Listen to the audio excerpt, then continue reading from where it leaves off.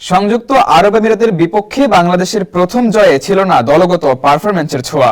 পারভেজ হোসেন ইমনের একক নৈপুণ্যে আমিরাত পরীক্ষায় টাইগাররা পাশ করলেও প্রশ্ন উঠেছে লিটন, তামিম সহ অন্যান্য ব্যাটারদের ধারাবাহিকতা নিয়ে।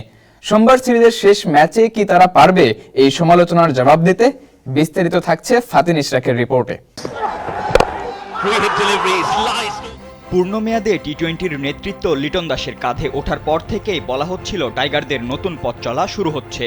গতকাল রাতে এই পথ চলার প্রথম ম্যাচটিও ইতোমধ্যেই খেলেছে টাইগাররা, যেখানে ২৭ রানে জয়ের পাশাপাশি তামিম ইকবালকে ছাড়িয়ে সেঞ্চুরির দেখা পেয়েছেন পারভেজ হোসেন ইমন। কিন্তু এমন জয়ে তো সমালোচকদের মুখটা বন্ধ হয়ে যাওয়ার কথা, তাই না? কিন্তু সামাজিক যোগাযোগ মাধ্যমের স্ট্যাট তো বলছে ভিন্ন কথা।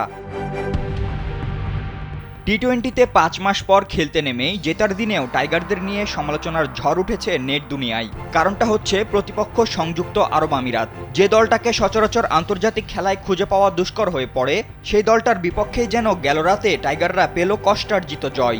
এক ইমন ছাড়া এদিন কোনো ব্যাটারি পারেননি দুই হাত খুলে খেলতে।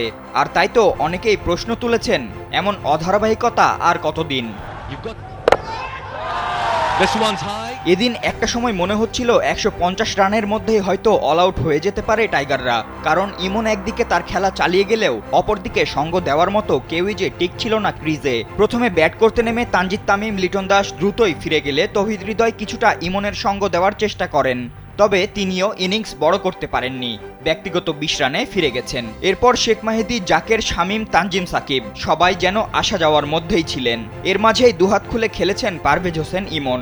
বাংলাদেশের হয়ে দ্রুততম টি-20 সেঞ্চুরির রেকর্ডটাও গড়েন তিনি, সেই সঙ্গে নিজের করে নেন সর্বোচ্চ ছক্কার কীর্তিটাও।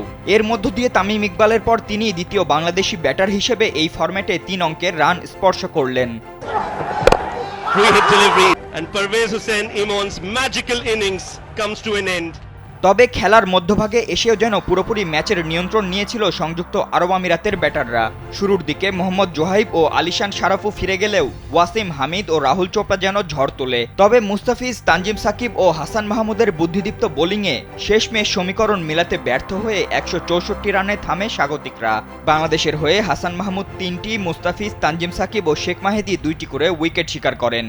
আর তলানির এই দলের বিপক্ষে টাইগারদের এমন পারফরম্যান্সেই মূলত উঠেছে প্রশ্ন, শুরু হয়েছে সমালোচনা। এখন দেখার বিষয় আগামীকালের ম্যাচ দিয়ে কি টাইগাররা পারবে এই সমালোচনার জবাব দিতে? ফাতিন ইশরাক, কালবেলা।